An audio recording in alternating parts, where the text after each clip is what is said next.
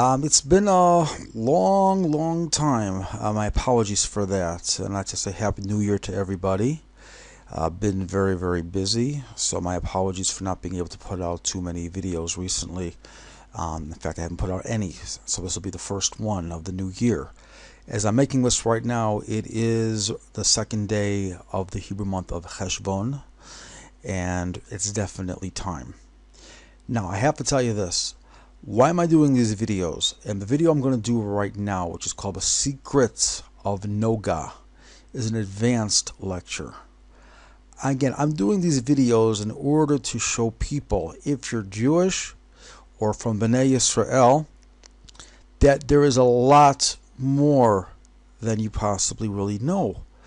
Sure, you might be observant, you might learn the basics, which is absolutely great.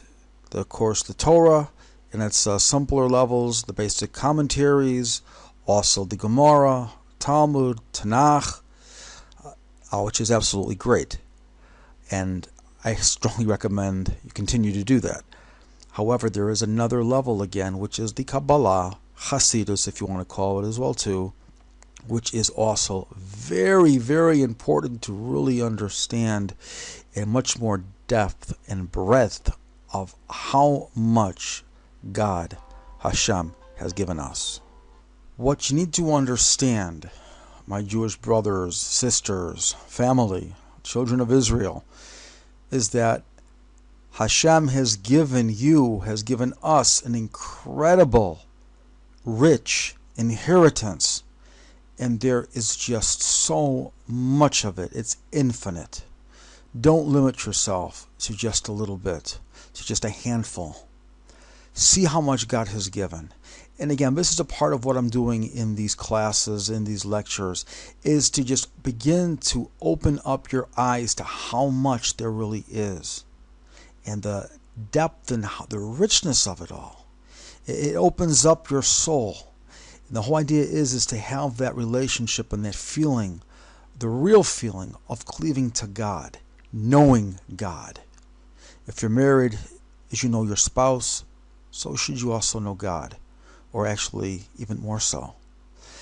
Now, for my other friends, of course, who are not of the Judaic faith, either yet, or you're just B'nai Noach, or you're just searching for the truth, I want to show you also, so if you are watching these advanced lectures, you might be curious, why not?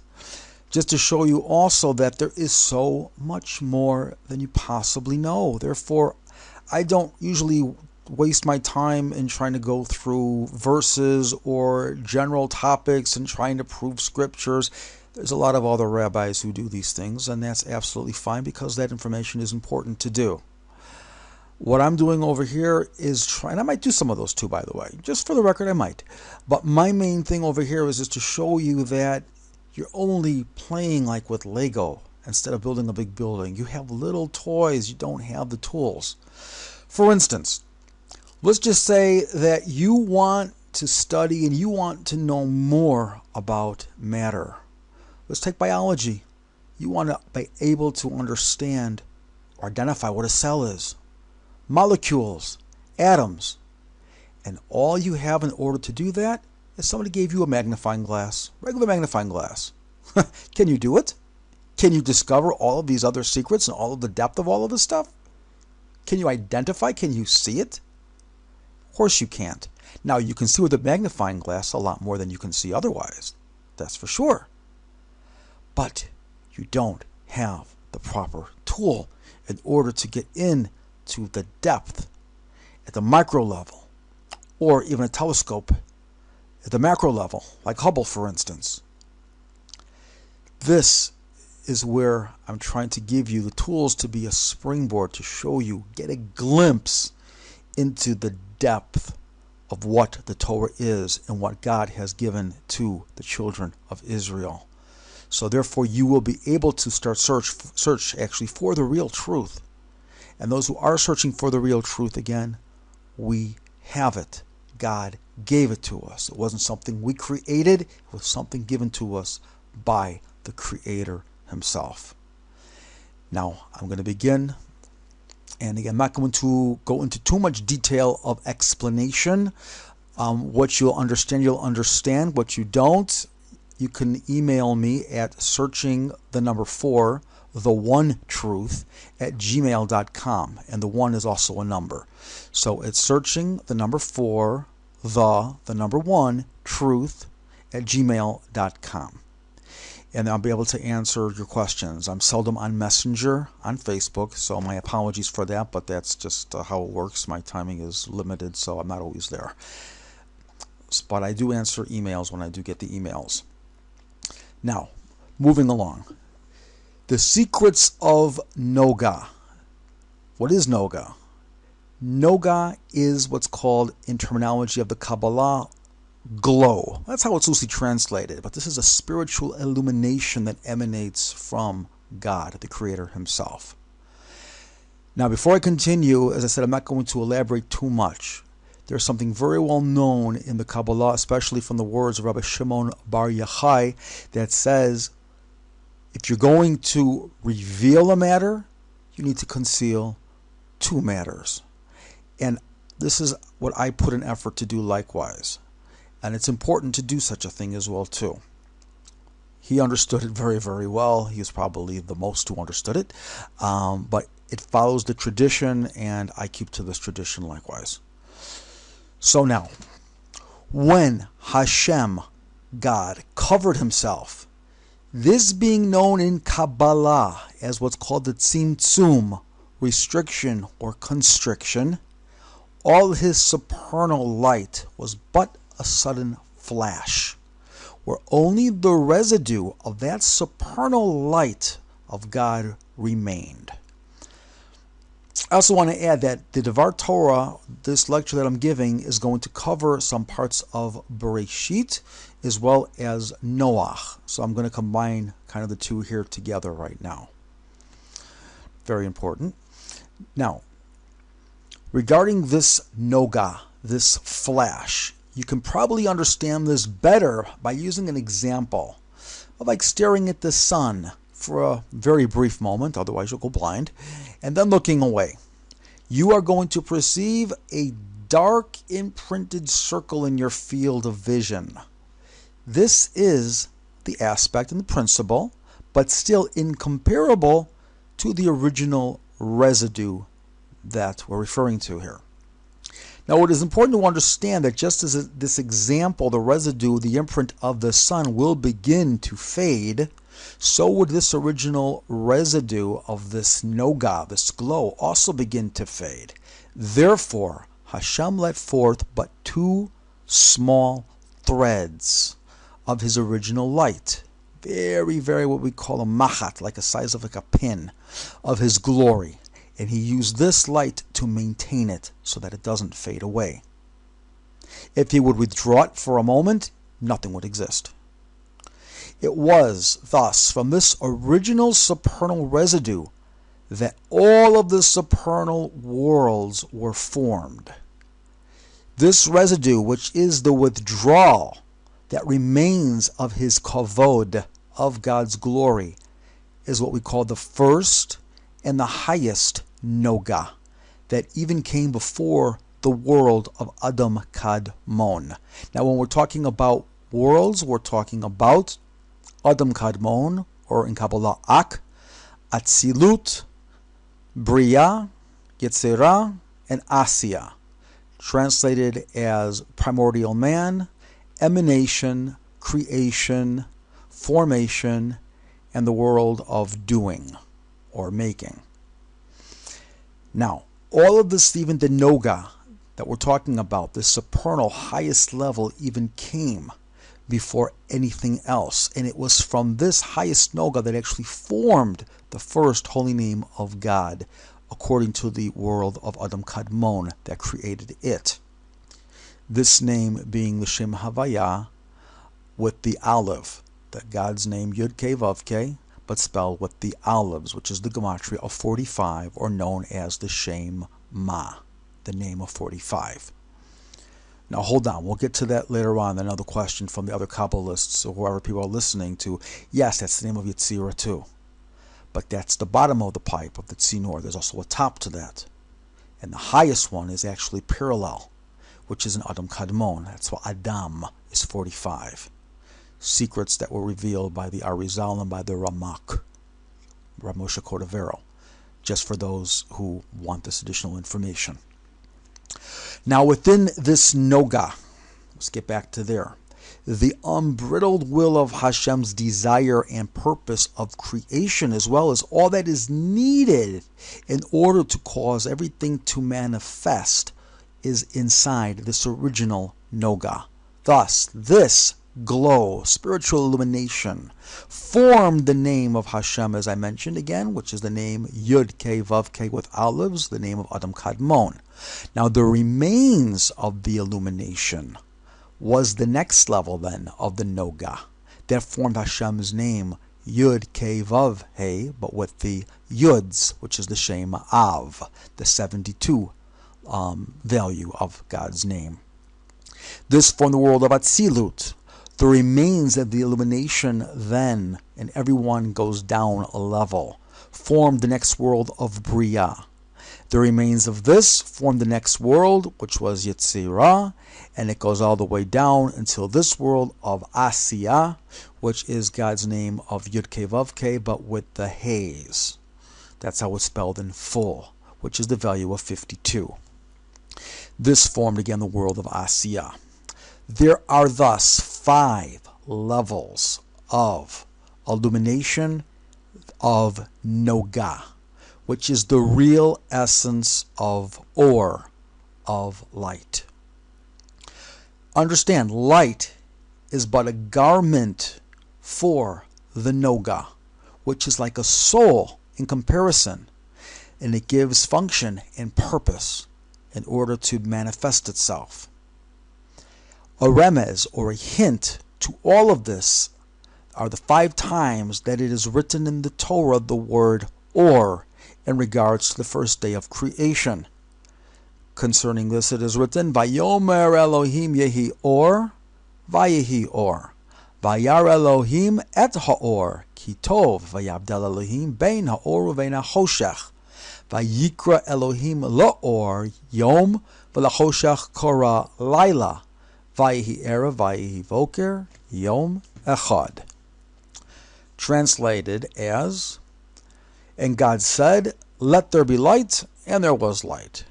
And God saw the light, that it was good, and God divided between the light and between the darkness.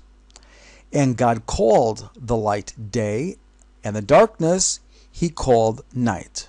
And there was evening, and there was morning, day 1, or 1 day.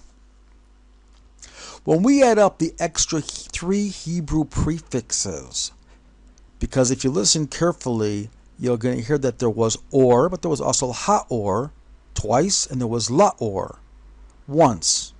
So if we add that up, that's Hey plus the Lamed in Gematria, that comes out to 40. This is the Gematria, and the letter that represents the value of 40 is the letter Mem. This is a hint to the remains of the concealed light called the Or Haganuz that was hidden away for the tzaddikim.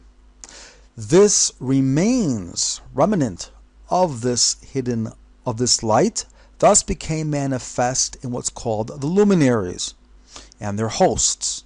Concerning this, it is written as a hint, also 5 times in the Torah, also pointed out by the Baal HaTurim, very famous commentary, that the root word Or, but with the letter Mem added to it, forms the words Ma'orot in regard to creation of the luminaries.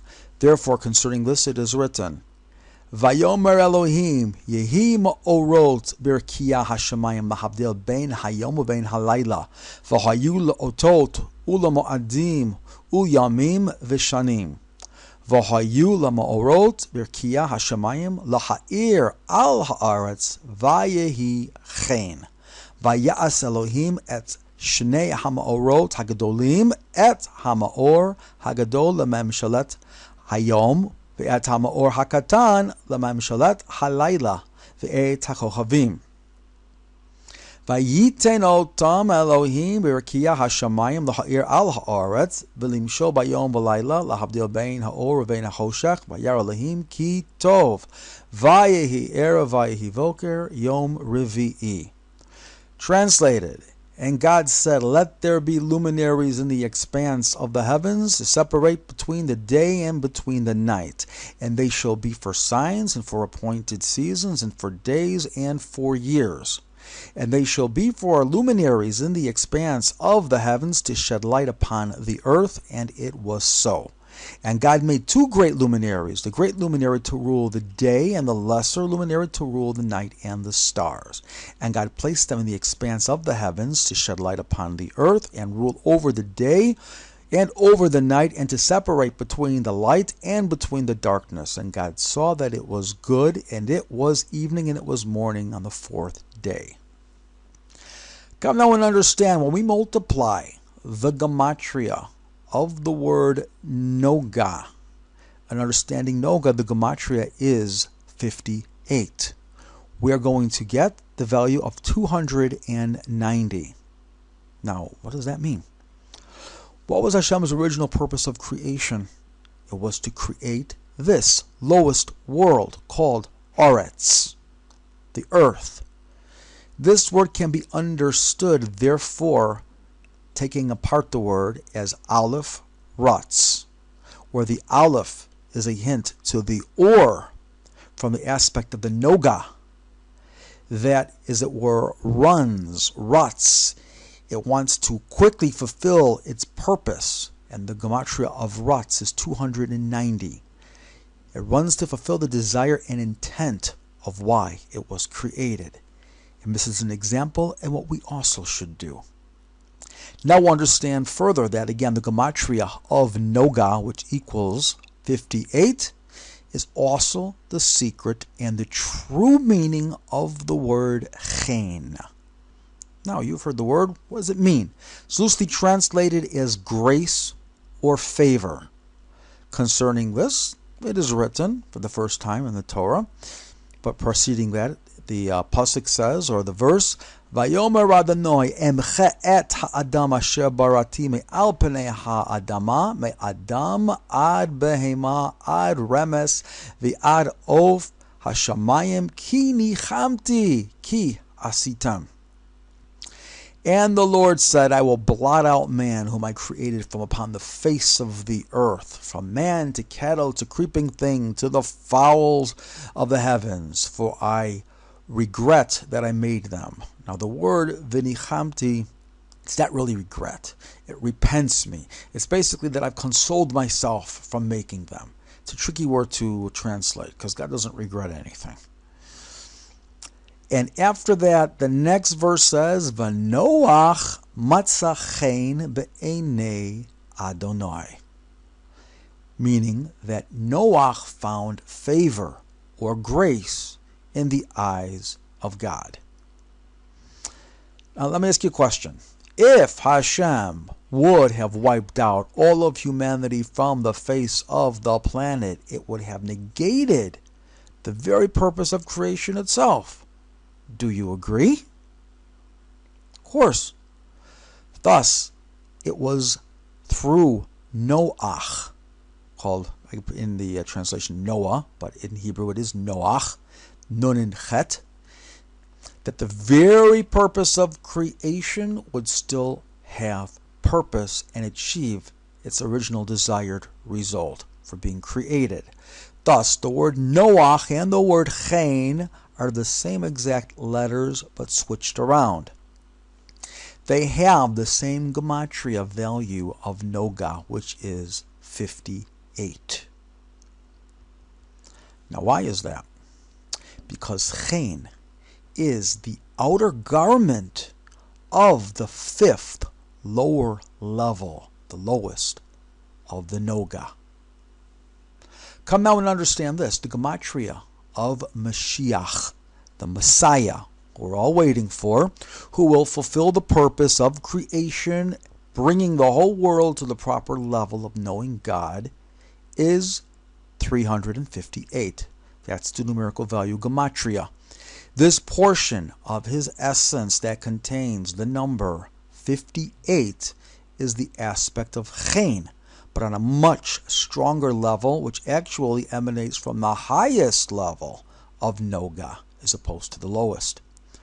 According to this understanding, when we insert these two letters, the values of 58, which is Chet and Nun, we are still missing one more letter which would complete the value of Mashiach, because we're missing 300. Therefore, we insert the letter Shin. The letter Shin is the value of 300. When we put these letters together in their proper order, we will get the word Hoshen.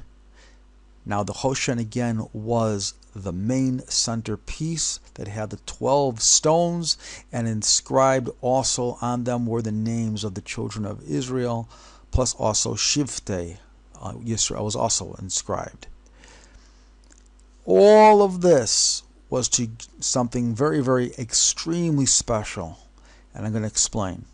Just as the Hoshen was the Kli, meaning vessel, to manifest the Ratzon Elyon, the highest will, or the will of Hashem, so too will be Mashiach, the person who will be designated to be Mashiach.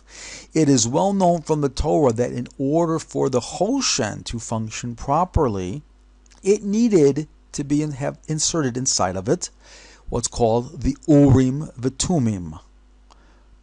Now, you can translate that how you want to. There's no translating that's given. If you actually look in a translation in the English from Hebrew sources, it will actually do the transliteration and say the Urim and the Tumim. But we're going to go into more details on that still. We're going to touch upon it. Our sages tell us that this was a parchment that was written by Moshe. Of course, God instructed him to do that, and it contained special inscriptions, special letters. The details about this, they were unfortunately lost to us at the time of the first Beit HaMikdash, when its destruction, the Horban Beit HaMikdash. But come now and understand that there were two parts to this as it is written, and this is from the Torah in Exodus or Shemot 28. That's the chapter, verse 30. V'natata el Hoshen hamishpat et ha'urim ve'et hatumim v'hoyu al lev Aharon bevo lifnei Adonai v'nasa Aharon et mishpat b'nei Yisrael al libo lifnei Adonai tamid. Translated, you shall place the Urim in the Tumim into the Hoshen of judgment, so that they will be over the Aaron's heart when he comes before the Lord. And Aaron will carry the judgment of the children of Israel over his heart before the Lord at all times. Now, let's understand the word Urim, the first word. The word Urim refers to that which will channel the descending light, this being the illumination that is caused by the 5 lights of the Noga. It comes from the word Urim or Or. The Tumim refer to the Kli, or the vessel, that is fitting for the illumination of the light of the Urim to manifest itself.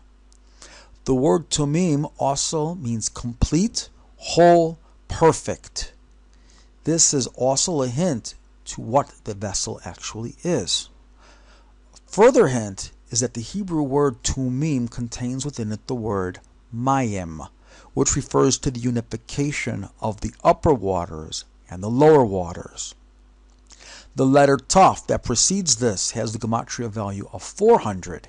This is the same equivalent of the word Shenayim, 2, which is a hint to both names of God of the Shem Havayah of Ma, of 45, Yud-Ke Vav-Ke, written with olives.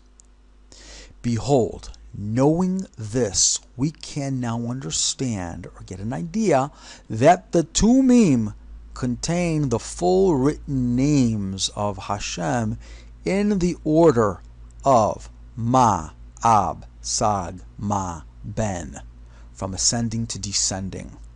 But this is only part. The Urim are very, very special kavanot, intentions. It's hard to translate the word kavanot. But these are the intentions behind when inscribing the names of God that infuse it. And by doing this, Moshe, he infused the physical words with the soul of the illumination of the 5 corresponding levels of Noga. This is what empowered the letters and the corresponding stones, for that matter, to actually light up, to illuminate on the Choshen HaMishpat.